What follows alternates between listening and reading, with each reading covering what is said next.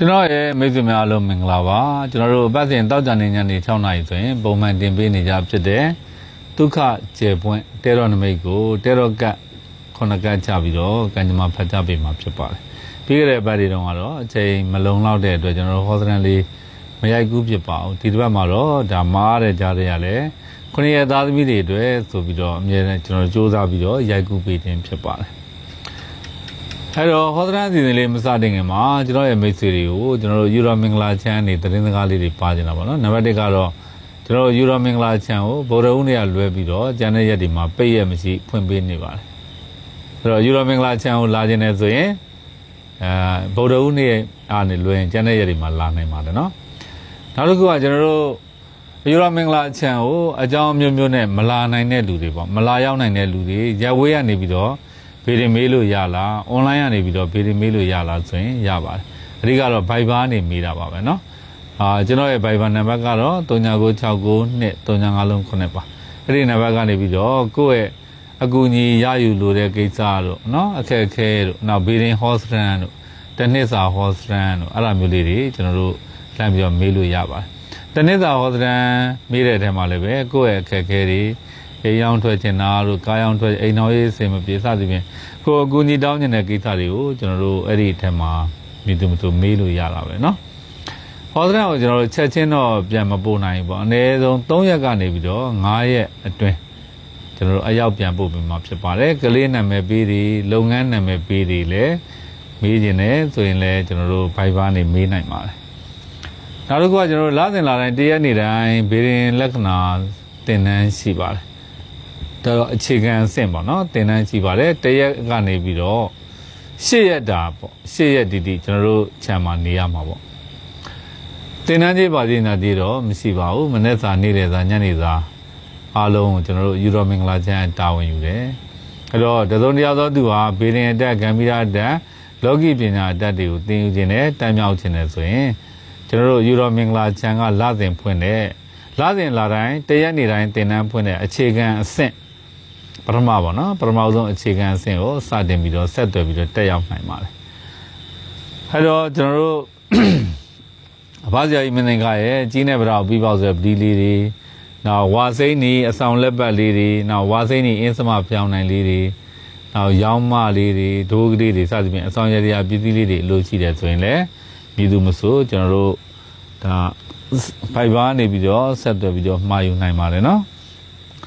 အဲ့တော့ကျွန်တော်တို့တနင်္ဂနွေသားသမီးတွေအတွက်ဟောစရန်အစီအစဉ်လေးစပါမယ်တနင်္ဂနွေသားသမီးတွေအတွက်ကျွန်တော်တို့တဲတော့ချိုးလိုက်အောင်မနော်တဲတော့ကကျွန်တော်တို့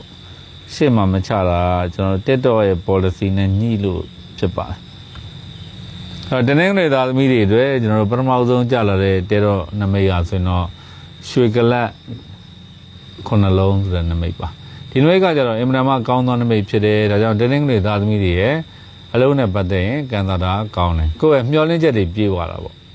့နောက်ကိုလိုရှိတဲ့အရာတွေဖြစ်မှုရတာ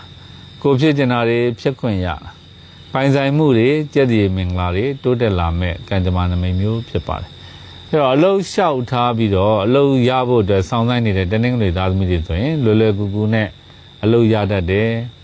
နောက်တစ်ခုကနိုင်ငံခြားသွားဖို့ကြိုးစားနေတဲ့လူဆိုရင်နိုင်ငံခြားသွားဖို့ကိစ္စတွေအဆင်ပြေတတ်တယ်အလုံးမှာယာတုတိုးခြင်းတွေလာသာတိုးခြင်းတွေနေရာကောင်းရခြင်းတွေအတွက်မျော်လင့်ဆောင်စားပြီးတော့ကြိုးစားအားထုတ်နေတဲ့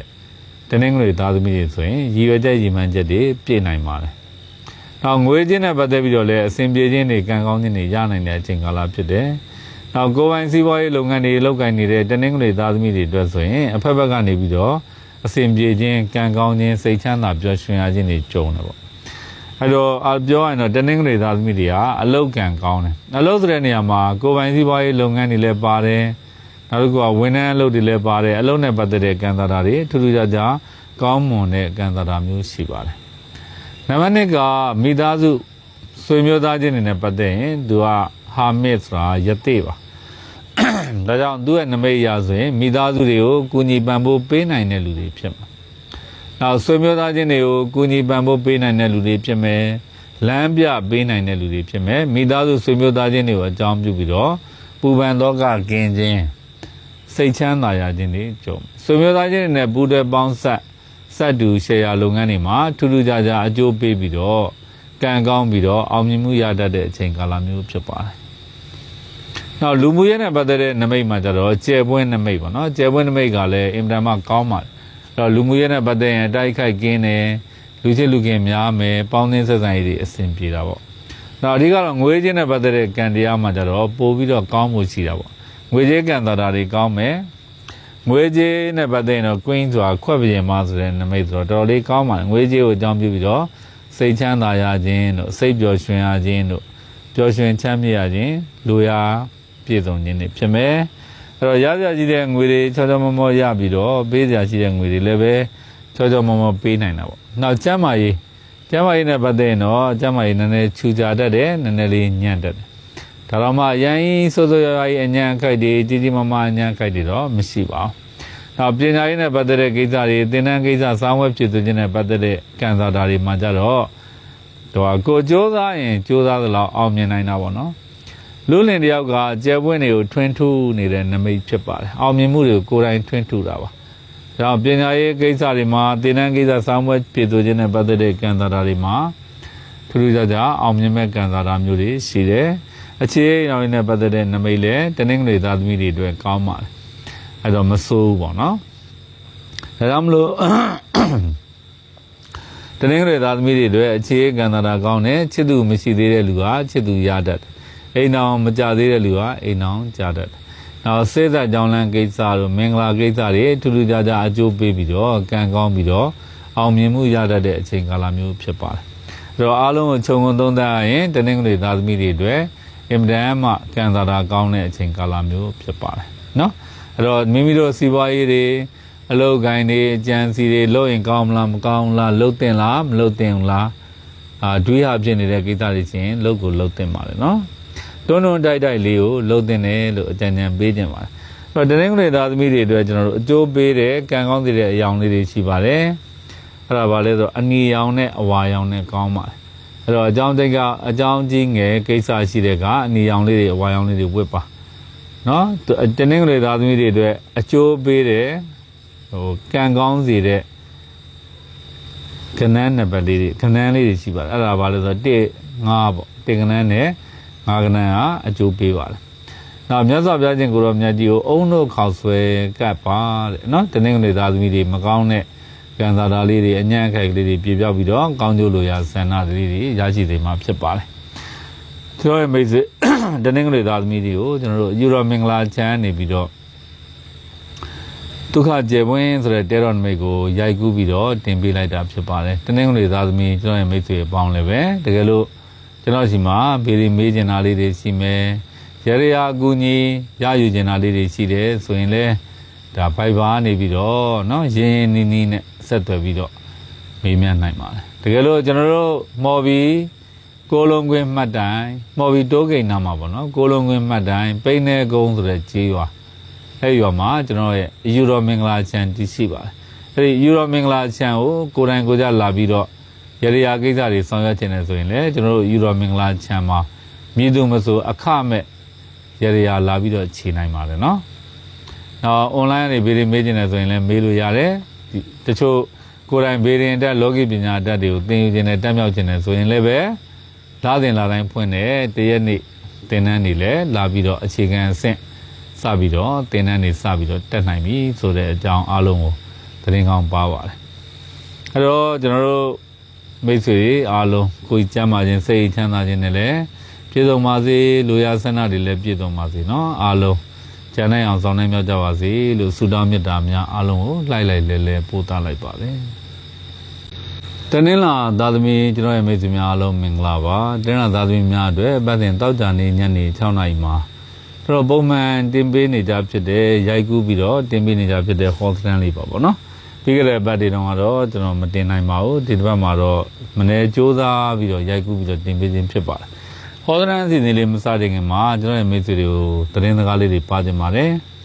နံပါတ်1ကကျွန်တော်တို့ယူရောမင်္ဂလာချန်ကိုဗုဒ္ဓဦးနေ့ကလွှဲပြီးတော့ကျန်တဲ့ရက်တွေမှာဖွင့်ပါတယ်ဆိုတော့ကျန်တဲ့ရက်တွေမှာမြည်သည်မဆိုလာနိုင်တာပေါ့နော်နံပါတ်1နံပါတ်2ကကြတော့ကျွန်တော်တို့ယူရောမင်္ဂလာချန်မှာကျွန်တော်တို့ နေ့စဉ်နဲ့များပြုလုပ်ပေးတဲ့ရေရာကြီးတွေကိုအခမဲ့မြစ်တာနဲ့ရေရာခြေပေးခြင်းဖြစ်တယ်မြည်သူမဆိုလို့လဲလာပြီးတော့ခြေနိုင်ပါလေတချို့မိတ်ဆွေတွေကကျွန်တော်တို့ယူရိုမင်္ဂလာချန်ကိုမလာနိုင်ဘူးပေါ့နော်အကြောင်းမျိုးနဲ့မလာနိုင်ရဝေးရသူတွေရှိတယ်နောက်ဟိုနိုင်ငံသားတိုင်းပြည်တွေကသူတွေရှိတယ်အဲ့လိုမျိုးမလာနိုင်တဲ့ကျွန်တော်ရဲ့မိတ်ဆွေတွေဆိုရင်ဘိုင်ဘာနဲ့မေးလို့ရလားအွန်လိုင်းကနေမေးလို့ရလားဆိုရင်မေးလို့ရပါတယ်အွန်လိုင်းကမေးလို့ဘယ်လိုရလဲဆိုတော့ကျွန်တော်ကအွန်လိုင်းကနေဟောစတန်လေးတွေရေးပြီးတော့ပြန်ပို့ပေးတာပါနော်အနည်းဆုံး3ရက်ကနေ5ရက်အတွင်းတော့ရအောင်ပြန်ပို့ပေးပါတယ်အဲ့တော့ကိုမေးခြင်းတဲ့အကြောင်းကိစ္စတွေကိုကြုံတွေ့နေရတဲ့အခက်အခဲတွေကိုဖြစ်ခြင်းတဲ့ကိစ္စတွေကိုမြည်သူမဆိုဒါမေးမြန်းနိုင်ပါတယ်နောက်တစ်ခုကကျွန်တော်တို့လာစဉ်လာတိုင်းတရက်နေ့တိုင်းဗေဒင်လက္ခဏာဆရာပြတင်တန်းရှိပါတယ်ဒါအခြေခံအဆင့်ပေါ့နော်အဲ့တော့တချို့ကကိုယ်တိုင်ဗေဒင်တက်လောကီပညာတက်ဂမ္မီတာတက်တွေကိုသင်ယူခြင်းနဲ့တက်မြောက်ခြင်းနဲ့အဲဆိုရင်တို့ချာမှာလာပြီးတော့ရှေ့ရတာဗေဒင်သင်တန်းလာတက်လို့ရပါတယ်သင်တန်းကြီးတွေဘာတွေပေးကြမလို့ပါဘူးဇရိတ်ငိမ့်ပါပညာဒါနပါပဲเนาะအဲ့တော့စာဝတ်နေရေးရစားကျွန်တော်တို့တာဝန်ယူပါလေအဲ့တော့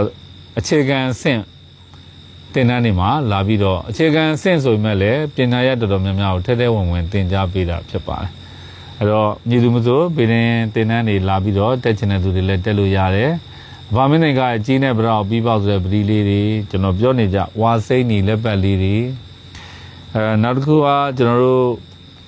့အဆောင်ဆလွယ်လေးတွေဒိုးကလေးတွေစသဖြင့်ပေါ့နော်အဆောင်ရရပစ္စည်းလေးတွေလိုချင်တယ်ဆိုရင်လည်းဘိုက်ဘာနေမှာနိုင်ပါတယ်အဲ့တော့ကျွန်တော်တို့ဟောစတန်စီစဉ်လေးစပါမယ်နော်အဲ့တော့တင်းလာသားသမီးတွေအတွက်ပထမဆုံးနမိတ်ပေါ့နော်နမိတ်ရဆိုရင်သူကစေရထားနမိတ်ကြတာပေါ့စေရထားနမိတ်ရဆိုရင်သူကစစ်အတိုက်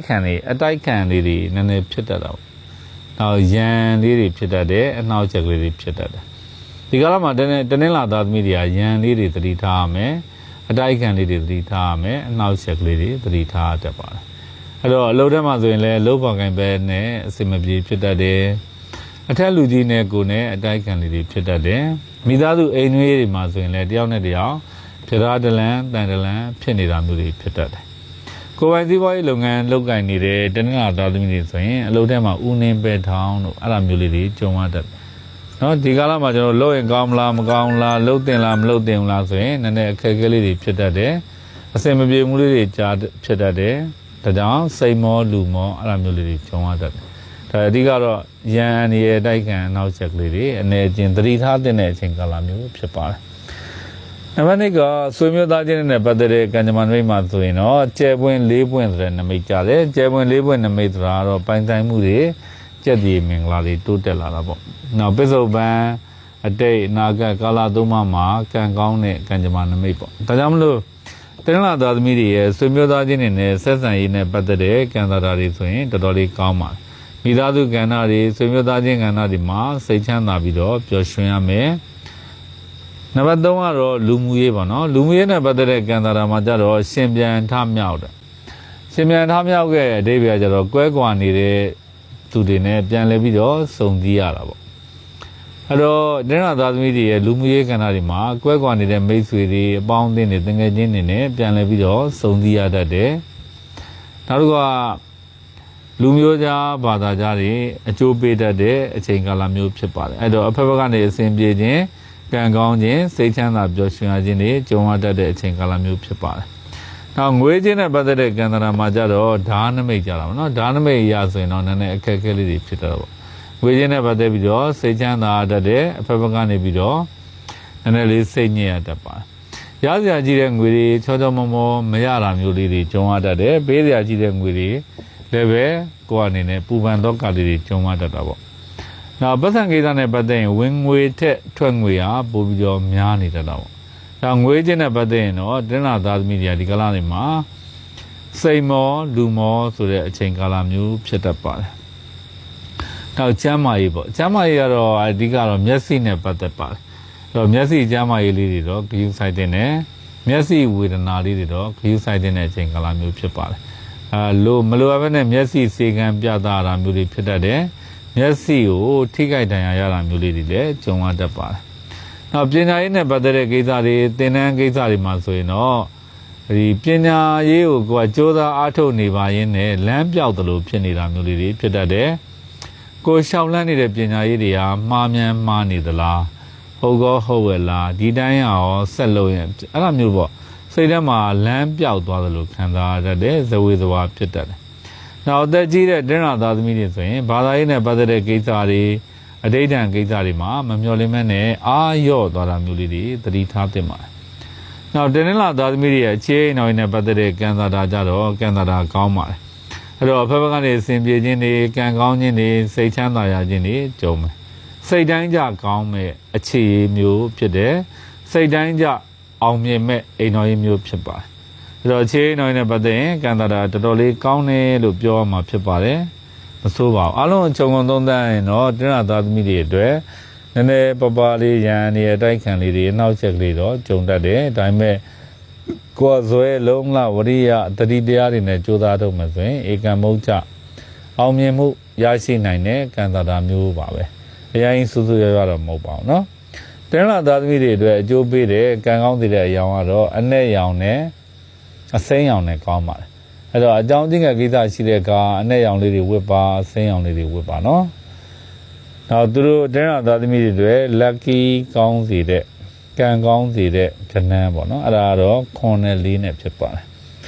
ဒါမြတ်စွာဘုရားရှင်ကိုရောမြတ်ကြီးကိုထမ်းလျက်ကဲဆက်တခဲကတ်လူပူဇော်ပြီးတော့ဆူတောင်းမှာဒါတင်းလာသားသမီးတွေအညံ့ခိုက်တွေကြုံတွေ့ရတာလေးတွေပြပြောက်ပါလိမ့်မယ်နော်ဒါတော့ကျွန်တော်ရဲ့မိတ်ဆွေတွေကိုကျွန်တော်တို့ယူတော်မင်္ဂလာချမ်းနေပြီးတော့ဘတ်စဉ်တောက်ကြနေညနေ6 နာရီမှာပုံမှန်ရိုက်ကူးပြီးတော့တင်ပေးနေကြဖြစ်တဲ့ဒုက္ခကျေပွင့်တေရောနမိတ်ဖြစ်ပါတယ်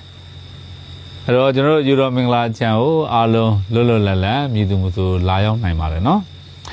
ကျွန်တော်တို့ယူတော်မင်္ဂလာချမ်းက9ရက်သားသမီးအပေါင်းကိုမေတ္တာတက်တဲ့စေတနာတက်တဲ့နဲ့အခမဲ့ရရာချီပေးနေတဲ့ရရာမြေပဲဖြစ်ပါတယ်ကိုယ်တိုင်ဘေးရင်သင်ခြင်းနဲ့လောကီပညာတွေကိုသင်ခြင်းနဲ့ဆိုရင်လည်းပဲလစဉ်လတိုင်းတရက်နေ့ကနေပြီးတော့10 ရက်နေ့အထိ8 ရက်တာအခြေခံအဆင့်ဘေးရင်လက္ခဏာသင်တန်းတွေကိုလည်းမြည်သူမျိုးလာပြီးတော့တက်နိုင်ပါတယ်လောလောဆယ်ကတော့ Viber နေပြီးတော့ဆက်သွယ်ပြီးတော့စည်ရင်သွင်းနိုင်တာပေါ့နော်အကြောင်းမျိုးမျိုးနဲ့ကျွန်တော်တို့ယူတော်မင်္ဂလာချမ်းမလာရောက်နိုင်တဲ့သူတွေကတော့ကျွန်တော် Viber နေပြီးတော့ဆက်သွယ်ပြီးတော့ဟောသရန်တွေမှာယူနိုင်ပါတယ်အဆောင်ရတရားပစ္စည်းတွေအကူအညီတောင်းခံနိုင်ပါတယ်ကျွန်တော်ရဲ့မိတ်ဆွေတင်းနာသားသမီးအပေါင်းလည်းကိုကျမ်းမာ၍စိတ်ချမ်းသာကြပါစေပေါ့နော်နောက်တစ်ခါကျွန်တော်တို့ယူတော်မင်္ဂလာချမ်းရဲ့လိပ်စာကတော့ဒီမော်ဘီတိုးဂိတ်ပေါ့မော်ဘီတိုးဂိတ်ဆိုတော့ကျွန်တော်ရန်ကုန်ဘက်ကလာတဲ့အခါမော်ဘီတိုးဂိတ်အဲ့ဒီမော်ဘီတိုးဂိတ်ကိုရောက်တဲ့အခါကျတော့ကျွန်တော်တို့ကိုလုံးကွင်းမှတ်တိုင်ရှိပါအဲ့ကိုလုံးကွင်းမှတ်တိုင်ပိန်းနေကုန်းကြီးရွာမှာကျွန်တော်တို့ယူတော်မင်္ဂလာချမ်းတည်ရှိပါတယ်ကျွန်တော်ရဲ့မိတ်ဆွေတင်နာသားသမီးပေါင်းကိုကျမ်းမှာစိတ်ချမ်းသာလိုရာဆန္ဒပြည့်ပါစေလို့ဆုတောင်းမေတ္တာများလိုက်လဲပို့သလိုက်ပါတယ်အင်္ဂါသာသမီကျွန်တော်ရဲ့မိတ်ဆွေများအားလုံးမင်္ဂလာပါနော်အပတ်စဉ်တောက်ကြနေညနေ6 နာရီမှာပုံမှန်ရိုက်ကူးပြီးတော့တင်ပေးနေကြဖြစ်တဲ့ဒုက္ခကျေပွင့်တေရောနမိတ်ပါပြီးခဲ့တဲ့အပတ်တွေတော့ကျွန်တော်လည်းအင်မတန်မှမာမလနိုင်ရာရှိတဲ့အတွက်မရိုက်ကူးဖြစ်တာပေါ့ဒီတစ်ပတ်မှာတော့ကြိုးစားပြီးတော့ရိုက်ကူးပြီးတော့တင်ပေးခြင်းဖြစ်ပါတယ်အဲ့တော့ဟောသရန်စီစဉ်လေးမစတင်ခင်မှာကျွန်တော်မိတ်ဆွေတွေကိုကျွန်တော်တို့ယူတော်မင်္ဂလာချမ်းနေပြီးတော့ကောင်းမြတ်တဲ့သတင်းစကားလေးတွေပါချင်တာပေါ့နံပါတ်1ကတော့ကျွန်တော်တို့ယူတော်မင်္ဂလာချမ်းဟောပတ်စဉ်ဗုဒ္ဓဦးနေ့ကလွဲပြီးတော့ကျန်တဲ့ရက်တွေမှာပိတ်ရက်မရှိဖွင့်ပါတယ်နော်မြည်သူမျိုးလာပြီးတော့ရရာပြုလုပ်နိုင်ပါတယ်ကျွန်တော်တို့ယူတော်မင်္ဂလာချမ်းကအခမဲ့မေတ္တာနဲ့ရရာဆောင်ရွက်ပေးတဲ့ရရာမြေပဲဖြစ်ပါတယ်နောက်တစ်ခုကကိုယ်တိုင်ဘေးရင်အတတ်တွေလောကီပညာအတတ်တွေကိုသင်ယူခြင်းနဲ့တက်မြောက်ခြင်းနဲ့ဆိုရင်လည်းလစဉ်လတိုင်းတရက်နေ့တိုင်းမှာဖွင့်တဲ့အခြေခံအဆင့်ဘေးရင်သင်တန်းကိုလာပြီးတော့တက်နိုင်ပါတယ်သင်တန်းကာလတော့8 ရက်ကြာမှာပေါ့နော်တရက်နေ့ကစဝင်ရမယ်10 ရက်နေ့အထိပေါ့အဲ့တော့မြည်သူမျိုးလာပြီးတော့ဘေးရင်သင်တန်းလာတက်နိုင်တာပေါ့နောက်တစ်ခုကတော့ကျွန်တော်တို့ယူတော်မင်္ဂလာချမ်းကိုအကြောင်းမျိုးမျိုးနဲ့မလာနိုင်တဲ့သူတွေရဝေးရလူတွေနောက်နိုင်ငံရပ်ခြားလူတွေပေါ့နော်အွန်လိုင်းကနေပြီးတော့ဗီဒီမေးလို့ရလားဆိုရင် Viber နေပြီးတော့ကျွန်တော်စီမှာဗီဒီမေးလို့ရပါတယ်နောက်ဟောသရန်တွေပါတယ်မှာနိုင်တာပေါ့နော်အဲ့တော့ချက်ချင်းတော့အဖြေပြန်မရဘူးကျွန်တော်တို့ရက်ချင်းပြန်ပေးပါတယ်ရ ရက်ချင်းကတော့3ရက်ကနေ5ရက်အတွင်းဟောသရန်ပြန်ပို့တာပါအဲ့မှာတစ်နှစ်စာဟောသရန်အပြင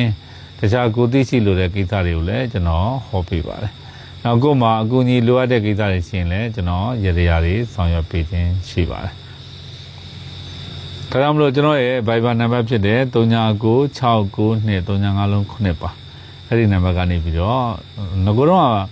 အခုလည်းတုံးပါတယ်39992029အဲ့နှလုံးကကြိုက်တဲ့ Viber နေပြီးတော့ဆက်သွယ်လို့ရပါတယ်နောက်ဗာမင်းကရဲ့ကြီးနဲ့ဗရာပြီးပေါက်တဲ့ပဒီလေးတွေအဆောင်လက်ပတ်လေးတွေဒိုးလေးတွေရောင်းမလေးတွေစသည်မျိုးပေါ့နော်အားလုံးအဆောင်ရရာပစ္စည်းလေးတွေလည်းဆက်သွယ်ပြီးတော့မှာယူနိုင်ပါတယ်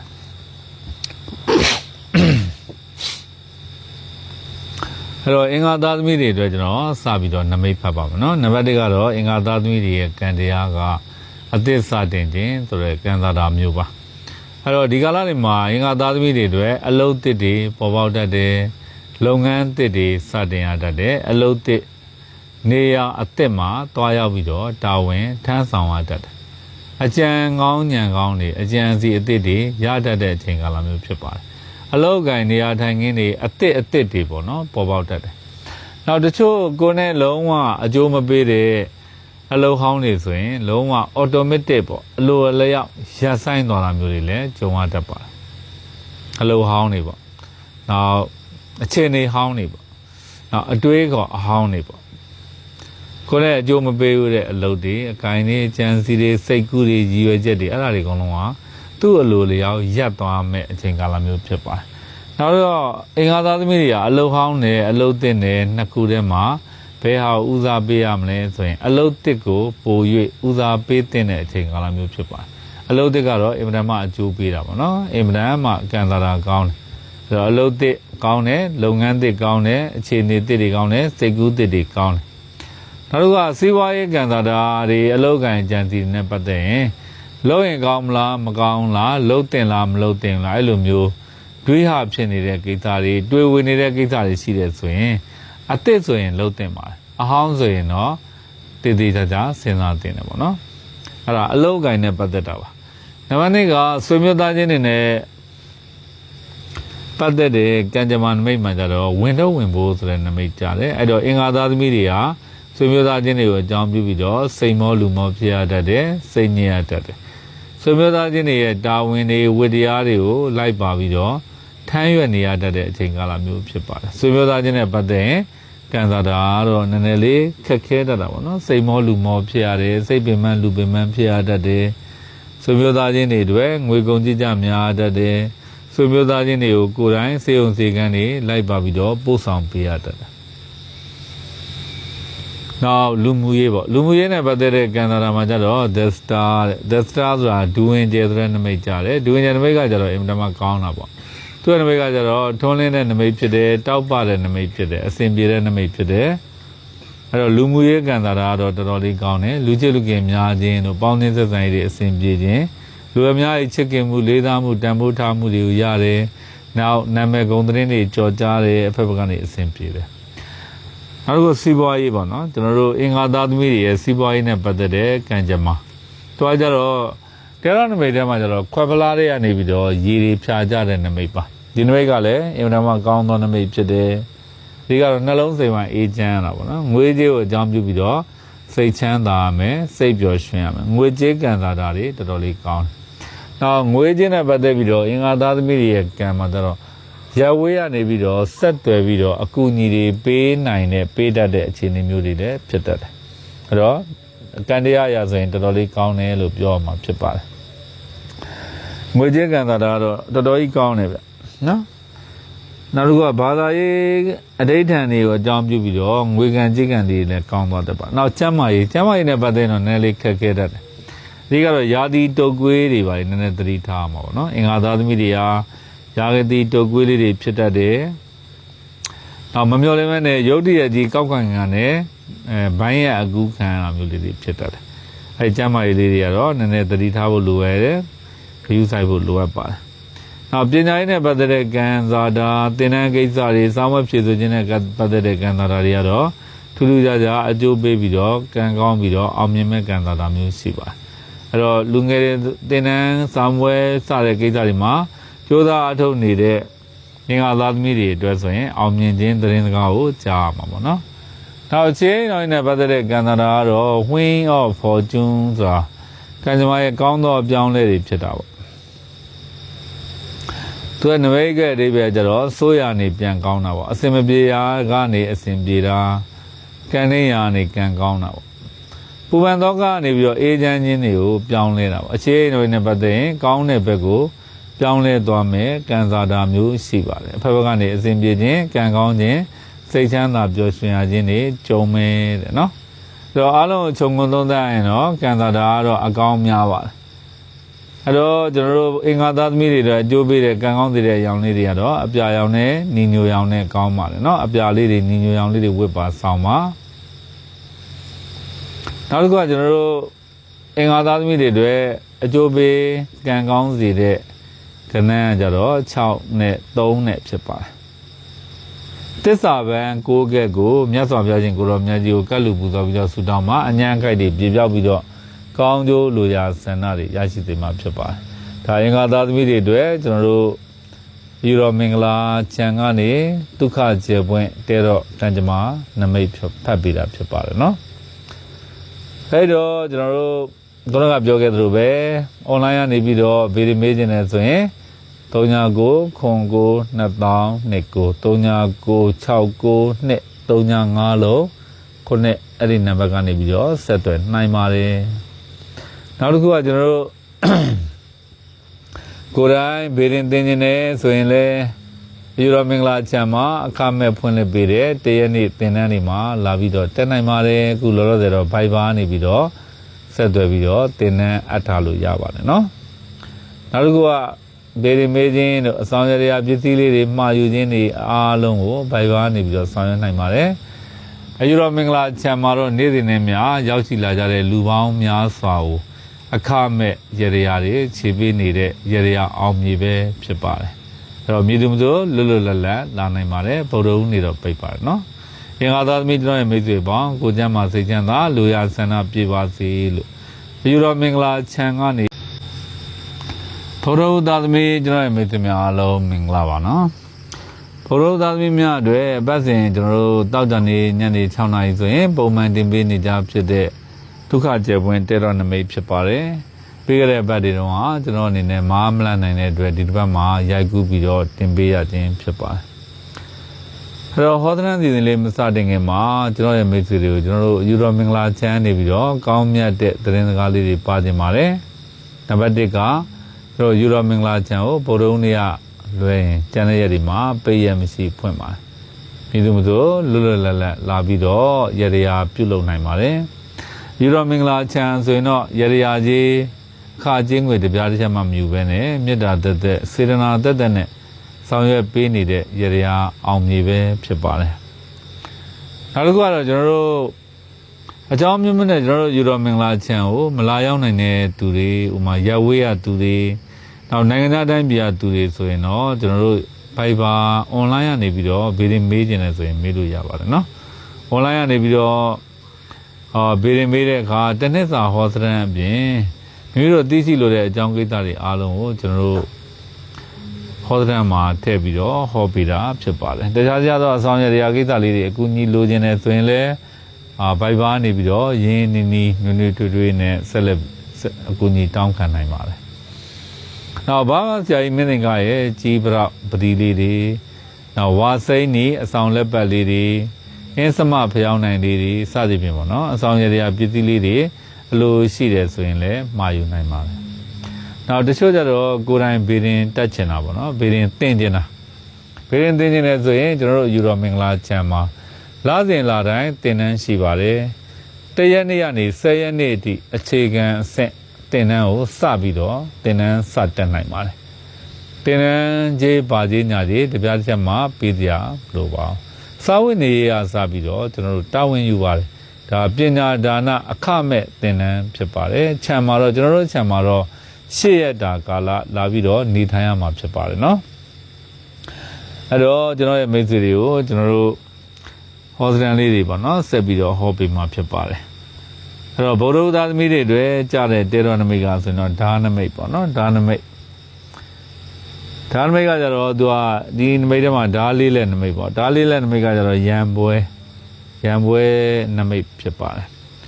အဲ့တော့ဘုရုသားသမီးတွေကမမျှော်လင့်မဲ့နဲ့အတိုက်ခံလေးတွေဂျုံတတ်တယ်အနှောက်အယှက်ကလေးတွေဂျုံတတ်တယ်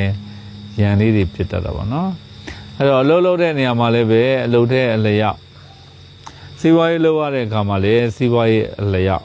မမျှော်လင့်မဲ့နဲ့အဖိုးတစ်ကလေးတွေအခက်အခဲလေးတွေပြဿနာလေးတွေဂျုံရတတ်တဲ့အချိန်ကာလမျိုးဖြစ်ပါတယ်အယောင်းဝယ်လို့ရင်းနဲ့စကားများရတတ်တာတို့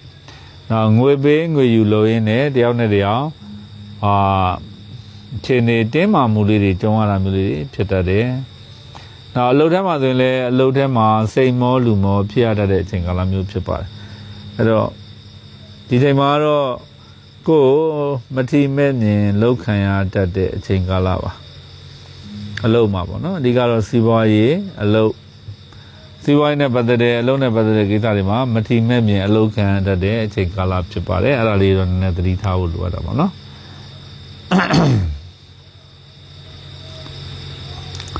နံပါတ်2ကကြတော့ကျွန်တော်တို့ဆွေမျိုးသားချင်းနဲ့ပတ်သက်တာပေါ့ဆွေမျိုးသားချင်းနဲ့ပတ်သက်တဲ့ကံကြမ္မာမှာကြတော့တေရောကကကြတော့ဧကရီဆိုတဲ့နမိတ်ကြတယ်ဧကရီကကြတော့ကောင်းတာပါအဓိကဩဇာအာဏာကိုညွှန်ပြတာ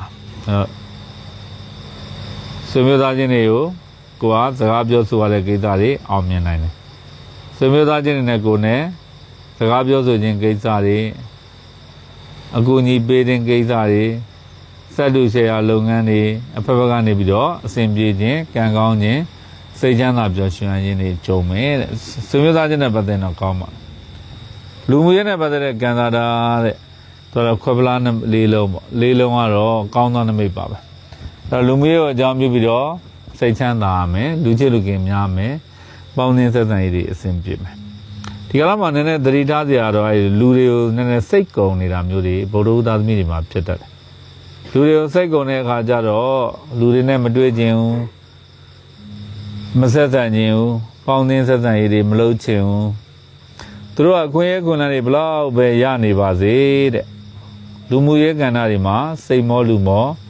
အဲ့လိုမျိုးလေးတွေဖြစ်နေတာမျိုးလေးတွေကြုံရတတ်တာပေါ့နော်အဲ့တော့လူမှုရေးကဏ္ဍတွေမှာတော့နည်းနည်းစိတ်ပါဝင်စားမှုလေးတွေပြန်ရှိပါအကျိုးပေးပါလိမ့်မယ်လို့ပြောရမှာပေါ့နောက်ငွေကြေးနဲ့ပတ်သက်တဲ့ကံတာကတော့ဒုသုံးချောင်းနမိတ်ကြတယ်ဒုသုံးချောင်းနမိတ်ကကြတော့အင်မတန်မှကောင်းပါငွေကြေးကိုအကြောင်းပြုပြီးတော့အဆင်ပြေမယ်စိတ်ချမ်းသာမယ်စိတ်ပျော်ရွှင်ရမယ်ကံကောင်းမယ်ငွေကြေးနဲ့ပတ်သက်ပြီးတော့အကျိုးစီးပွားတွေဖြစ်ထွန်းတတ်တယ်ကိုလောက်ကင်ဆောင်ရနေတဲ့အယောင်းဝယ်ကြောင်းပဲဖြစ်ဖြစ်ပွဲစားလုပ်ငန်းစသည်ဖြင့်အဲ့ဒီကိစ္စတွေနဲ့ပတ်သက်တော်တော်လေးကောင်းတယ်လို့ပြောမှဖြစ်ပါတယ်အဲ့တော့ငွေကြေးနဲ့ပတ်သက်ရင်ဗုဒ္ဓဦးသားသမီးတွေအတွက်တော်တော်လေးကောင်းပါတယ်နောက်ကျမ်းမာရေးလည်းကောင်းပါတယ်မစိုးပါဘူးเนาะဗုဒ္ဓသားသမီးတွေအတွက်ကျမ်းမာရေးနဲ့ပတ်သက်တဲ့ကံတာတော့ကောင်းတယ်နောက်တစ်ခုကဘာလဲဆိုတော့အလုတ်အင်မတန်လှုပ်သောကြောင့်တဲ့ကျမ်းမာရေးမှာပန်းသောယောဂဖြစ်တတ်တယ်တဲ့အလုတ်ပင်ပန်းတာပေါ့နော်အဲတော့အားစေးလေးပါလေးတွင်းပေါ့တက်တောင်တက်တာလေးလှုပ်ပါအနားယူပါနောက်ပညာရေးနဲ့ပတ်သက်တဲ့ကံတာမှာကျတော့သောတဲ့ကမ္ဘာလောကနမိတ်ကြတယ်ကမ္ဘာလောကဆိုတာအင်မတန်မှကောင်းပါပညာရေးကံတာတွေကောင်းတယ်သင်တန်းနဲ့ပတ်သက်တဲ့ကံတာတွေကောင်းတယ်စောင်းဝဲဖြည့်ဆိုခြင်းနဲ့ပတ်သက်ပြီးတော့အောင်မြင်မယ်ဘာသာရေးအဋ္ဌာန်တွေဝင်ပြမယ်ဖရာတရားအလုပ်တွေပို့ပြီးတော့လုပ်ဖြစ်မယ်အခြေရဲ့အိမ်တော်ရေးနဲ့ပတ်သက်ရင်သူကကြားတဲ့နမိတ်ကကြတော့နှလုံးသားမှာဓာတ်သုံးလက်စိုက်တဲ့နမိတ်ကြတာပေါ့ဒီနမိတ်ကကြတော့နည်းနည်းလေးကောင်းပါမကောင်းဆိုတာတခြားလူကြောင့်မကောင်းတာမဟုတ်ပါဘူးကိုယ့်ကြောင့်မကောင်းတာပါကိုယ်မှာသုံးဝင်တိုင်းဇလန်းတွေဖြစ်တတ်တာပေါ့နော်သုံးဝင်တိုင်းဇလန်းတွေဖြစ်တတ်တယ်လှေနဲ့နှစ်ဖက်နင်းတဲ့အဖြစ်အပျက်တွေကြုံရတတ်တယ်ဒါကြောင့်အခြေအိမ်တော်ရေးနဲ့ပတ်သက်ရင်ကံနဲ့စိတ်ညစ်ရတတ်တာအဲ့ပြဿနာတွေပဲရှင်းနေရတာမျိုးတွေကြုံရတတ်ပါတယ်နည်းနည်းသတိထားပါအဲ့တော့ဒီကလာမှာကျွန်တော်တို့ဗုဒ္ဓသားသမီးတွေတို့စီးပွားရေးအလုပ်ကိုင်ကြံတီတွေလုပ်ရင်ကောင်းမလားမကောင်းဘူးလားလုပ်တင်လားမလုပ်တင်ဘူးလားဆိုရင်လုပ်ရင်ကောင်းပါတယ်လုပ်လဲလုပ်တင်ပါတယ်မမျှော်လင့်မဲ့နဲ့အဖြစ်ပေါ်တတ်တာလေးကိုတော့နည်းနည်းသတိထားဖို့လိုအပ်ပါတယ်အဲ့တော့ကျွန်တော်တို့ဗုဒ္ဓသားသမီးတွေအတွက်အကျိုးပေးတယ်ကံကောင်းစေတဲ့အယောင်ဆိုရင်အဝါရောင်နဲ့အဖြူရောင်နဲ့ကောင်းပါတယ်နော်အကျိုးပေးတယ်ကနန်းပေါ့အဲ့ဒါတော့9ကနန်း2ကနန်းဖြစ်ပါတယ်မြတ်စွာဘုရားရှင်ကိုရောမြတ်ကြီးကိုမုတ်ဟင်းခါ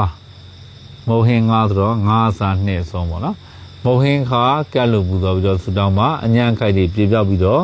ကောင်းကျိုးလိုရာစန္ဒရရှိစေမှာဖြစ်ပါတယ်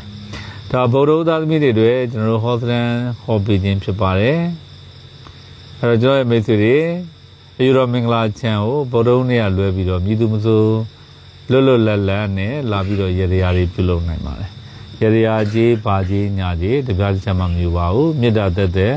စေတနာသက်သက်နဲ့အခမဲ့ရေရာဆောင်ရွက်ပေးခြင်းဖြစ်ပါတယ်နော်နောက်တစ်ခုကကျွန်တော်တို့အကြောင်းမျိုးမျိုးနဲ့ကျွန်တော်တို့ယူတော်မင်္ဂလာချမ်းကိုမလာနိုင်တဲ့သူတွေမလာရောက်နိုင်တဲ့သူတွေကတော့399692 35လုံး9နောက်3999292029အဲ့ဒီဖုန်းနံပါတ်ရဲ့ Viber နေရာနေပြီးတော့ဆက်သွယ်နိုင်ပါတယ်။ဘာသာရေးမင်းသင်္ကာရဲ့အဆောင်ရရာပစ္စည်းလေးတွေအလိုရှိတဲ့ဆိုရင်လည်းဆက်သွယ်ပြီးတော့မှာယူနိုင်ပါတယ်။နောက်ကိုယ်တိုင်ဘေးရင်သင်ခြင်းနဲ့လောကီပညာအတတ်ပညာတွေသင်ယူခြင်းနဲ့ဘေးရင်သင်တန်းတွေတက်ခြင်းနဲ့ဆိုရင်လည်းအခြေခံအဆင့်သင်တန်းတွေကိုလစဉ်1ရက်နေ့နော်1ရက်နေ့ကနေပြီးတော့10ရက်နေ့အထိသင်တန်းတွေမှာလာပြီးတော့တက်ရောက်နိုင်ပါတယ်သင်တန်းကြီးပါစီနာကြီးပြည့်ကြမလို့ပါဘူးကျွန်တော်တို့ယူတော်မင်္ဂလာချန်ကတာဝန်ယူမှာပါနော်ဇရိတ်ငိမ့်ပါစားဖို့လည်းမပူအောင်တောက်ဖို့လည်းမပူအောင်နော်သင်တန်းတွေလာတက်လို့ရပါတယ်ဒီပညာတွေကိုတဆင်ပြီးတဆင်ကောင်းကောင်းမွန်မွန်တက်မြောက်သွားတဲ့ဒီကျွန်တော်တို့ဆက်လက်ပြီးတော့ပညာဒါနသင်တန်းတွေဇက်တိုက်ဖွင့်ပေးသွားမှာဖြစ်ပါတယ်ကျွန်တော်ရဲ့မိတ်ဆွေဗုဒ္ဓသာသမီအပေါင်းလည်းကိုကျမ်းမှာစိတ်ချမ်းသာလူရဆန္ဒပြပါစေအစာရည်သာပေါ်ကျွယ်ဝပါစေလို့ဆုတောင်းမေတ္တာများလှိုက်လိုက်လဲပို့သလိုက်ပါတယ်တောက်ကြသာသမီကျွန်တော်ရဲ့မိတ်ဆွေများမင်္ဂလာပါနော်တောက်ကြသာသမီများအတွက်ပတ်စဉ်တောက်ကြနေညနေ6နာရီမှာပုံမှန်တင်ပေးနေကြဖြစ်တဲ့ဒုက္ခကျေဝင်တဲတော်နမိတ်ကိုတဲတော်ကခုနကချပြီးတော့ကံကြမ္မာဖတ်ကြပေးမှာဖြစ်ပါတယ်နော်ပြီးခဲ့တဲ့ဘက်ကတော့အလုပ်တွေမလတ်နိုင်တဲ့အတွက်ရိုက်ကူးရေးမလုပ်ဖြစ်ဖို့ပေါ့နော်ဒီဘက်မှာတော့မရရအောင်ရိုက်ကူးပြီးတော့ဒါဟောစရန်လေးတင်ပေးခြင်းဖြစ်ပါတယ်အဲ့တော့တောက်ကြသားသမီးတွေအတွက်ကျွန်တော်တို့ဟောစရန်စီစဉ်လေးမစတင်ခင်မှာပေါ့နော်ဆိုတော့ယူရောမင်္ဂလာချမ်းတွေကောင်းမြတ်တဲ့သတင်းစကားလေးတွေပါတင်ပါတယ်နံပါတ်1ကတော့ကျွန်တော်တို့ယူရောမင်္ဂလာချမ်းကိုဗုဒ္ဓဟူးနေ့ကလွဲပြီးတော့ကျန်တဲ့ရက်တွေမှာပိတ်ရက်မရှိဖွင့်ပါတယ်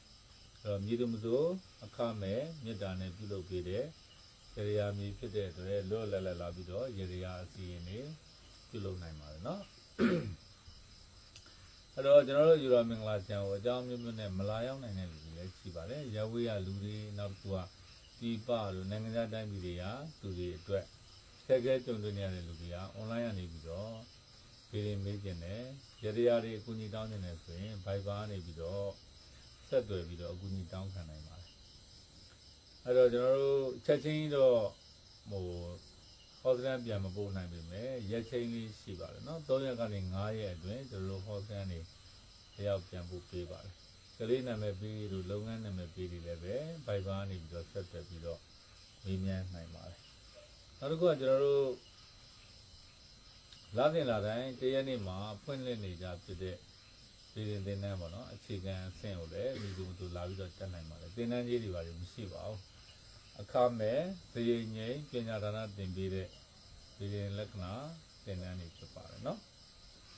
နောက်တစ်ခုကတော့ကျွန်တော်တို့အဘဇာယီမင်းကရဲ့အကျဉ်းနဲ့ဗတော့ပြီးပေါက်တဲ့ဘူးလေးတွေအဆောင်လက်ပတ်လေးတွေနောက်တစ်ခုကအဆောင်ဆလွယ်လေးတွေဝါစိနီဖျောင်းနိုင်လေးတွေလိုချင်တယ်ဆိုရင်လည်းမှာလို့ရပါတယ်ကဲကျွန်တော်တို့တောက်ကြသားသမီးတွေရဲ့ကံကြမ္မာကိုဖတ်ကြားပေးမှာဖြစ်ပါတယ်။နံပါတ်1ကတော့တောက်ကြသားသမီးတွေအလုံးနဲ့ပတ်သက်တဲ့ကံတာတာအလုံးနဲ့ပတ်သက်တဲ့ကံတာတာလေးတွေကတော့အနည်းငယ်နဲ့အခက်အခဲလေးတွေကြုံတွေ့ရတတ်ပါတယ်။မမျှော်လင့်မနဲ့အလုံးမှာစိတ်ညစ်စရာလေးတွေကြုံရတတ်တယ်။စိတ်မောလူမောကြုံရတတ်တယ်။နောက်တစ်ခုကကိုယ့်ရဲ့တန်ဖိုးရှိတဲ့လုပ်ဖော်ကိုင်ဘက်တွေဆုံးရှုံးတာမျိုးဖြစ်တတ်တာပေါ့နော်။ကိုယ်နဲ့လက်တွဲညီတဲ့လုပ်ဖော်ကိုင်ဘက်တယောက်လုံးတဲ့ကနေထွက်ခွာသွားတာမျိုးတွေကြုံရတတ်တယ်။ဒါမှမဟုတ်အလုံးနဲ့ပတ်သက်ရင်တော့နည်းနည်းလေးစိတ်မောလုံမောဖြစ်ရတတ်တယ်။ရုပ်တရက်အကြောင်းသိငယ်မရှိဘဲနဲ့အလုံးကနေပြီးတော့လူလျှော့တဲ့ဒီနဲ့မှာပါသွားတာမျိုးလေးတွေကြုံရတတ်တယ်။နောက်သေချာပေါက်ရမယ်လို့မှန်းဆထားတဲ့အလုံးကလွဲချော်သွားတာမျိုးလေးတွေဖြစ်တတ်ပါတယ်။အဲ့တော့အလုံးနဲ့ပတ်သက်ရင်တော့ကံတာနည်းနည်းလေးမေးမိန်တဲ့သဘောပါပဲ။နောက်ကိုယ်ပိုင်စီးပွားရေးလုပ်ငန်းလုပ်နေတဲ့တောက်ကြသားသမီးဆိုရင်လုပ်ရင်ကောင်းမလားမကောင်းလားလုပ်တင်လားမလုပ်တင်ဘူးလားချိန်ဆနေရင်လည်းထင်တော့ကြံ့ကြာနေတာမျိုးလေးတွေဖြစ်တတ်ပါတယ် နံပါတ်2ကဆွေမျိုးသားချင်းတွေနဲ့ပတ်သက်တဲ့ကံတော်တာကတော့အဗြဟံမှာကောင်းသောနမိတ်ဖြစ်တယ်ဆွေမျိုးသားချင်းကိုအကြောင်းပြုပြီးတော့စိတ်ချမ်းသာမယ်ပူပန်တော့ကကင်းမယ်အဖက်ဘက်ကနေပြီးတော့အဆင်ပြေတယ်ပေါ့နော်ဆွေမျိုးသားချင်းတွေနဲ့ပူးတွဲပေါင်းဆက်ဆက်တူရှယ်ယာလုပ်ငန်းတွေမှာအကျိုးပေးပြီးတော့အောင်မြင်မှုရတတ်ပါတယ်နောက်လူမှုရေးနဲ့ပတ်သက်တဲ့ကံတော်တာမှာကျတော့ဧကရီတဲ့ဧကရီကဘယင်းမနမိတ်ပါပဲဘယင်းမနမိတ်ဆိုတာအဗြဟံမှာကောင်းတာပေါ့နော်အဲ့တော့တောက်ကြသားသမီးတွေရဲ့လူမှုရေးကံတာကောင်းတယ်လူချစ်လူကင်များမယ်ပေါင်းသင်းဆက်ဆံရေးတွေအဆင်ပြေမယ်လူအများကြီးချစ်ခင်မှုလေးစားမှုတန်ဖိုးထားမှုယုံကြည်မှုတွေကိုလွယ်လွယ်ကူကူနဲ့ရနိုင်တဲ့ကံကြမ္မာမျိုးရှိပါတယ်။နောက်ငွေချင်းနဲ့ပတ်သက်တဲ့ကံတာတဲ့ငွေချင်းနဲ့ပတ်သက်တဲ့ကံတရားမှာကြတော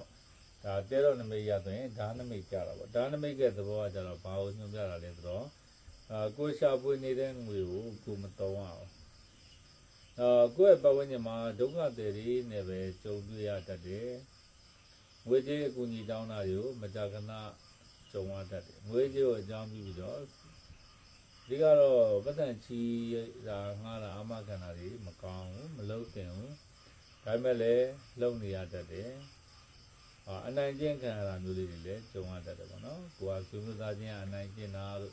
့ကိုယ်ရဲ့မေးရင်ဆိုရင်အနိုင်ကျင့်တာလို့လုပ်ပေါ်ကိုင်ဘက်ကအနိုင်ကျင့်တာတော့အဲ့လိုမျိုးလေးတွေကြုံရတတ်ပါတယ်။နောက်တော့ကျမ်းမာရေးပေါ့ကျမ်းမာရေးနဲ့ပတ်သက်တဲ့ကံတာလေးတွေကတော့တော်တော်လေးကောင်းမွန်တဲ့အခြေအနေမျိုးရှိပါတယ်။ကျမ်းမာရေးကတော့စူးစူးရွာရွာအញ្ញံခိုက်တွေတီတီမာမာအញ្ញံခိုက်တွေမရှိပါဘူး။ဆိုတော့ကျမ်းမာရေးညံ့နေတဲ့တောက်ကြသားသမီးတွေရှိနေရင်တော့မှကျမ်းမာရေးတွေပြန်လည်ပြီးတော့ကောင်းမွန်နိုင်တယ်တိုးတက်နိုင်ပါတယ်။နောက်တစ်ခုကတော့ကျွန်တော်တို့ပညာရေးကဏ္ဍတွေပေါ့နော်ပညာရေးနဲ့ပတ်သက်တဲ့ကဏ္ဍတွေမှာကျတော့တဖူးဆိုတာအယူကတ်ကြတာပေါ့ဆိုတော့ပညာရေးကိုအကြောင်းပြုပြီးတော့နည်းနည်းလေးတိတ်ခက်ခဲဖြစ်ကြလေးတွေကြုံရတတ်တယ်ရုပ်ရည်မမျော်လင့်မဲနဲ့ပညာရေးနဲ့ပတ်သက်ပြီးတော့လမ်းကြောင်းလွဲသွားတာမျိုးတွေကြုံရတတ်တယ်အဲ့တော့ကိုရွေးချယ်ထားတဲ့ပညာရေးကဏ္ဍတွေဟာကိုယ့်အတွက်စိတ်မပါစရာတွေအခက်အခဲတွေကြုံပြီးတော့ရှေ့တိုးလို့လည်းမရနောက်ဆုတ်လို့လည်းမရတဲ့အခြေအနေမျိုးတွေကြုံရတတ်တယ်ဘာသာရေးလှုပ်ရှင်တွေကြောက်ကြနေတတ်တယ်ပညာရေးကိုစိတ်ဝင်စားပြီးလို့ဖြစ်တတ်ပါတယ်နောက်တစ်ခုကအခြေအနေတော်နဲ့ပတ်သက်ရင်တော့ခွက်ပလား6လုံးဆိုတဲ့နမိတ်ကြတာပေါ့နော်ခွက်ပလား6လုံးနမိတ်ကကြတော့ပန်းပွင့်တွေထည့်ထားတဲ့ခွက်ပလားတွေကိုအစီထည့်ထားတဲ့ခွက်ပလားကိုပေးကမ်းနေတယ်နောက်ရရှိနေတယ်လက်ခံရယူနေတဲ့ကံကြမ္မာနမိတ်ဖြစ်တယ်အဲ့တော့တောက်ကြသားသမီးတွေအခြေအနေနဲ့ပတ်သက်ရင်ကံတာရာကောင်းတယ်အိမ်တော်ရေးနဲ့ပတ်သက်ရင်ကံတာရာကောင်းတယ်ချစ်သူမရှိသေးတဲ့လူတွေချစ်သူရတတ်တယ်အိမ်အောင်မရှိသေးတဲ့လူတွေအိမ်အောင်ကြတတ်တယ်စိတ်ဓာတ်ကြောင်းလန့်ကိစ္စမင်္ဂလာကိစ္စတွေဖြစ်မြောက်ပြီးတော့အောင်မြင်မဲ့ကံတာတာမျိုးရှိပါတယ်ဒါတောက်ကြသားသမီးတွေရဲ့တပတ်တာကာလမှာတွေ့ကြရမယ်ကံကြမ္မာတွေကိုကျွန်တော်တဲတော်နမိတ်ဖတ်ကြားပေးခဲ့တာဖြစ်ပါတယ်တောက်ကြသားသမီးတွေအတွက်အကျိုးပေးတဲ့ကံကောင်းတဲ့အရာဆိုရင်ညီညိုရောင်နဲ့အနက်ရောင်နဲ့ကောင်းပါလေနော်တောက်ကြသားသမီးတွေအတွက်အကျိုးပေးတဲ့ကဏ္ဍပေါ့အဲ့ဒါ3ကဏ္ဍ9ကဏ္ဍဖြစ်ပါတယ်ဆိုတော့တောက်ကြသားသမီးတွေကမြတ်စွာဘုရားရှင်ကိုတော်မြတ်ကြီးကိုဆွဲတော်ဆို3စာ9ဆုံးပေါ့နော်ဆွဲတော်ညွတ်10ညွတ်ကိုကတ်လူကူတော်ပြီးတော့ဆူတောင်းမှာအញ្ញံခိုက်တွေပြေပြောက်ပြီးတော့ကောင်းကျိုးလိုရာဆန္ဒရရှိစေမှာဖြစ်ပါတယ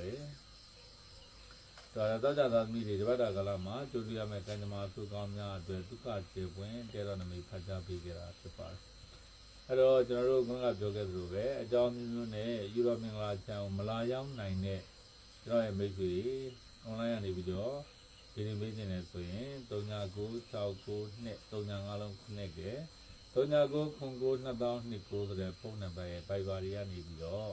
ဆက်သွယ်ပြီးတော့ဟောစရန်မှာယူနိုင်ပါတယ်အဆောင်ရည်ပစ္စည်းလေးတွေမှာယူနိုင်ပါတယ်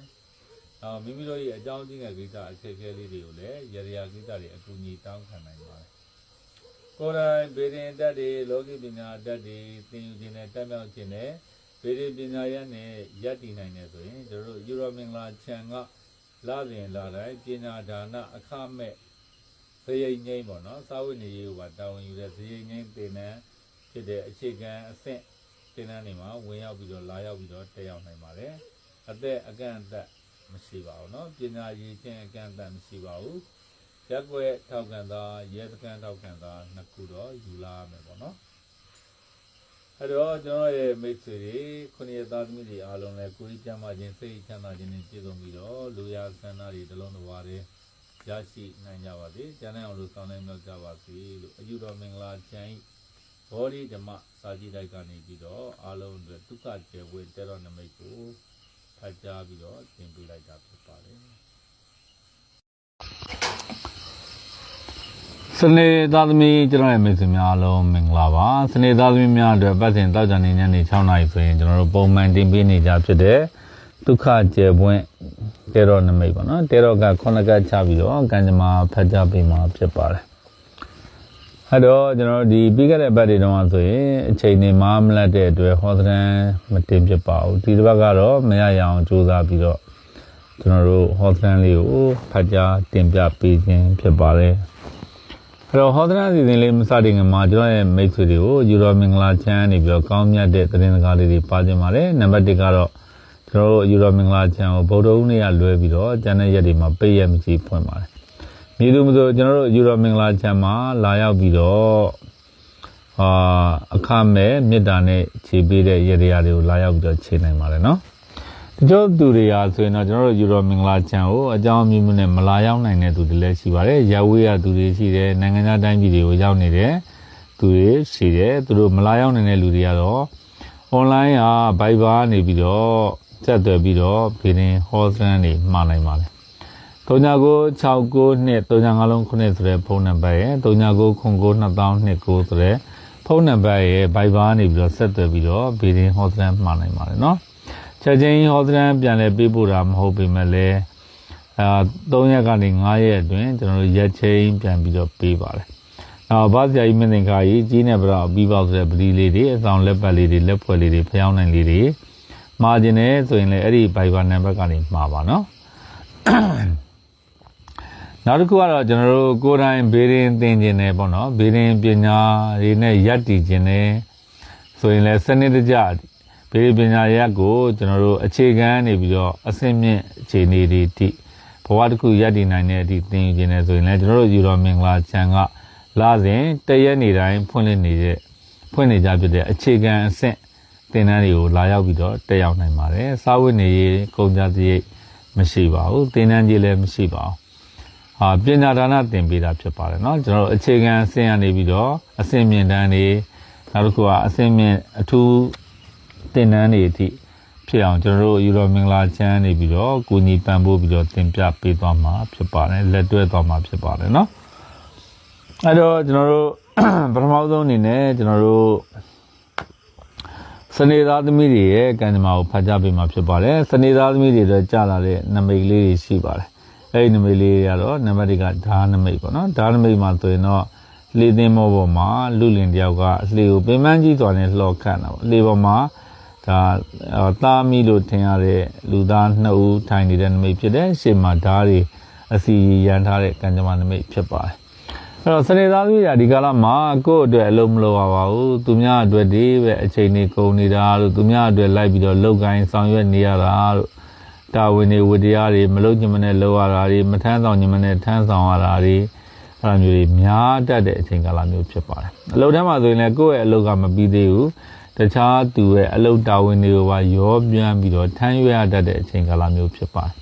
အဲ့တော့ပင်ပန်းမယ်ပေါ့နော်စိတ်လည်းမောမယ်လူလည်းမောမယ်နောက်ကိုယ်ပိုင်စီးပွားရေးလုပ်ငန်းလုပ်ကိုင်နေတဲ့လူတွေဆိုရင်လည်းရှေ့ကိုမရောက်နိုင်ဘူးပေါ့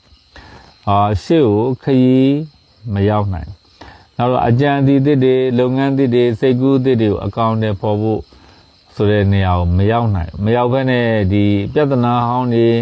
အခက်အခဲဟောင်းတွေစိတ်ညစ်စရာဟောင်းတွေပဲတန်တရားလဲပြီးတော့အဲ့နေရာမှာပဲအလုပ်တွေကချင်းငေါ့ကြံ့ကြနေတာမျိုးတွေဖြစ်တတ်ပါတယ်နောက်တစ်ခုကကျွန်တော်တို့ဝန်ထမ်းတွေပေါ့နော်ဝန်ထမ်းတွေအလုပ်ထွက်ခြင်းစိတ်တွေပေါ်မယ်ကုမ္ပဏီဝန်ထမ်းတွေဆိုရင်အလုပ်ပြောင်းခြင်းစိတ်တွေပေါ်မယ်အလုပ်ထွက်ခြင်းစိတ်တွေပေါ်မယ်ကကြမ္မာနမိတ်ရဆိုရင်အလုပ်ထွက်လည်းမထွက်ဖြစ်ပါဘူးပြောင်းလည်းမပြောင်းဖြစ်ပါဘူးစိတ်မပါတဲ့အလုပ်တွေကိုပဲဆက်လက်ပြီးတော့လုပ်ကိုင်းနေရတတ်တဲ့ကံကြမ္မာနမိတ်မျိုးဖြစ်ပါတယ်ဒီကာလမှာလုံးရင်ကောင်းမလားမကောင်းလားလုံးတင်လားမလုံးတင်လားအဲ့လိုမျိုးတွေးဝေနေတဲ့စဉ်းစားနေတဲ့ကိစ္စတွေရှိတယ်ဆိုရင်ကိုကျိုးအတ္တလေးတွေကိုအနည်းငယ်ရှေ့တန်းတင်ပြီးတော့သာလှုပ်ဆောင်တင်တယ်လို့အကြံဉာဏ်ပေးတင်ပါတယ်။နံပါတ်2ကဆွေမျိုးသားချင်းတွေနဲ့ပတ်သက်တဲ့နမိတ်ကကြတော့ကျယ်ပွင့်ဆယ်ပွင့်ဆိုတဲ့နမိတ်ပေါ့။ကျယ်ပွင့်တွေကပန်းပွင့်သလိုမှုပွင့်သလိုတွေပွင့်နေတာပေါ့။အဲ့တော့ဆွေမျိုးသားချင်းနဲ့ပတ်သက်ရင်စိတ်ချမ်းသာမယ်။ဆွေမျိုးသားချင်းတွေနဲ့ပြန်လဲစုံစည်းရတတ်တယ်။ ကွဲကွာနေတဲ့ဆွေမျိုးသားချင်းတွေနဲ့ပြန်လည်ပြီးတော့စုံစည်းရတာမျိုးတွေရှိတယ်ကိုယ်အနေနဲ့ဆွေမျိုးသားချင်းတွေကိုလောက်ကင်ဆောင်ရွက်ပေးခြင်းတဲ့ကိစ္စတွေရှိရင်လောက်ကင်ဆောင်ရွက်ပေးနိုင်မဲ့ကံသာတာမျိုးရှိတယ်ဆွေမျိုးသားချင်းတွေထဲမှာအလှူအတန်းကိစ္စတွေမင်္ဂလာကိစ္စတွေကြုံမယ်ပေါ့နော်လူမှုရေးနဲ့ပတ်သက်တဲ့ကံသာတာမှာကြတော့လက်မှန်ချတဲ့ကံကြမ္မာနမိတ်ကြတာပေါ့အဲ့တော့လူမှုရေးကိုအကြောင်းပြုပြီးတော့စိတ်မောလူမောဖြစ်ရတတ်တယ်လူမှုရေးကဏ္ဍတွေမှာငွေကုန်ကြီးကြများတတ်တယ်လူမှုရေးတွေကိုစိတ်ကုန်တာတို့ညှင်းငွေတာတို့အဲ့လိုမျိုးတွေဖြစ်တတ်တယ်နောက်ငွေချင်းနဲ့ပတ်သက်တဲ့ကံသာတာမှာကြတော့ထူးထူးခြားခြားအခက်အခဲကြားကနေပြီးတော့ပြန်လဲပြီးတော့အဆင်ပြေသွားနိုင်တာပေါ့ရစရာကြီးတဲ့ငွေတွေမရဘူးဖြစ်နေတယ်ရုတ်တရက်ပြန်လဲပြီးတော့ရရှိတယ်ပေးစရာကြီးတဲ့ငွေတွေမပေးနိုင်ဘူးဖြစ်နေတယ်ပြန်ပြီးတော့ပေးဆက်နိုင်တယ်ငွေကြေးကိုအကြောင်းပြုပြီးတော့စိတ်ချမ်းသာပြီးတော့ပျော်ရွှင်ရငွေကြေးနဲ့ပတ်သက်ပြီးတော့ပူပန်သောကရောက်နေတဲ့သူတွေလည်းပဲရုတ်တရက်မမျှော်လင့်မနဲ့လက်မတင်လေးအဆင်ပြေသွားနိုင်တဲ့ကံသာတာမျိုးတွေရှိတယ်ကျမကြီးကတော့မေတော်ကြီးနမိတ်ကြတယ်မေတော်ကြီးဆိုတာကံသာတာကောင်းတာပေါ့ဆိုတော့ကျမကြီးနဲ့ပတ်သက်ရင်ဆိုးဆိုးရွားအညံ့ခိုက်တွေမရှိဘူးနောက်ကျမကြီးကံသာတာကောင်းတာပေါ့နော်တော်တော်လေးကောင်းပါတယ်ကျမကြီးညံ့နေတဲ့လူတွေဆိုရင်တော့မိခင်တွေအမတွေအတော်တွေရဲ့ကုညီပံ့ပိုးပေးမှုကိုရတတ်ပါတယ်နောက်ပညာရေးကဏ္ဍမှာကျတော့ကျယ်ပွင့်လေးပွင့်ရတယ်ကျယ်ပွင့်လေးပွင့်ဆိုတော့အောင်မြင်မှုတွေကိုသိမ့်ပိုင်းနိုင်တာပေါ့ပညာရေးကဏ္ဍတွေကောင်းတယ်ကြိုးစားအထောက်ပြီးတော့အောင်မြင်မှုရမယ်ပေါ့နောက်ခြေအိမ်တော်နဲ့ပတ်သက်တဲ့ကဏ္ဍမှာကျတော့မမျှော်လင့်မနဲ့အတိုက်ခံလေးတွေဖြစ်တတ်တယ်စကားအခြေတင်များစရာလေးတွေကြုံရတတ်တယ်တယောက်နဲ့တယောက်ဆွဆွဲပြောဆိုပုတ်ခတ်ခြင်းတွေကြုံရတတ်ပါတယ်တော့ခြေအိမ်တော်နဲ့ပတ်သက်ရင်တော့ဗျာဒလန်တန်လန်ဖြစ်ပြီးတော့အိမ်မှာနေခြင်းသိမရှိအိမ်ကနေထွက်သွားခြင်းနဲ့အတိစိတ်ညစ်ရတတ်ပါတယ်အဲ့တော့ဒီကတော့မှစနေသားသမီးကိုအကြံဉာဏ်ပေးချင်တာတော့ကိုကျိုးအတ္တအတွက်လုပ်တင်တယ်နော်အဲ့ဒါလေးတွေပို့ပြီးတော့ဦးစားပေးတင်တာပေါ့စနေသားသမီးတွေအတွက်အကျိုးပေးတဲ့ကံကောင်းတဲ့အရာရှိပါတယ်နံပါတ်1ကကျွန်တော်တို့အဖြူရောင်နဲ့အပြာရောင်နဲ့ကောင်းပါတယ်စနေသားသမီးတွေအတွက်အကျိုးပေးတဲ့ကဏ္ဍဆိုရင်တော့2ကဏ္ဍ6ကဏ္ဍဖြစ်ပါတယ်စနေသားသမီးတွေအတွက်ကျွန်တော်တို့ကံကောင်းတဲ့ရေရာလေးကတော့သူက2အစား6အဆုံးဆိုတော့ကော်ဖီရဲ့တတိ6မျိုးရဲ့ဖျားကိုကတ်လို့ပြီးတော့ဆူတောင်းပါနော်မကောင်းတဲ့ကံတာအညံ့ကတ်တွေပြေပြောက်ပြီးတော့ကောင်းကျိုးလိုရာဆန္ဒရရှိတယ်မှာဖြစ်ပါတယ်အဲ့တော့ကျွန်တော်ရဲ့မိတ်ဆွေစနေသားသမီးများနော်ဗေဒမေးကျင်တာအဆောင်ရရာပစ္စည်းတွေမှာယူကျင်တာတခုခုပေါ့နော်အကြောင်းရှိတယ်ကျွန်တော်တို့ယူရောမင်္ဂလာချန်နဲ့ကျွန်တော်ဟိုဆက်သွယ်ခြင်းနဲ့ဆိုရင်တော့ခုနကပြောတယ်39992029ဆိုတဲ့နံပါတ်ရဲ့399692 3959ဆိုတဲ့